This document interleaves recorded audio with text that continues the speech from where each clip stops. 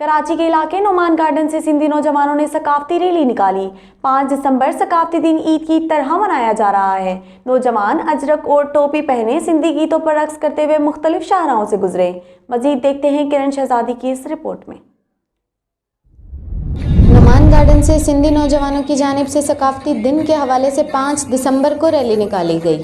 Rally Gulistan जौहर और शारा फैसल से गुजरती हुई क्लिफ्टन पहुंची, जहां पर नौजवान हसीब मेमन, सीरत मैरानी, बाबर कुरैशी, असफन मेमन और दीगर नौजवानों ने सिंधी अजरक टोपी पहनकर सकाफती गीतों पर रक्स किया।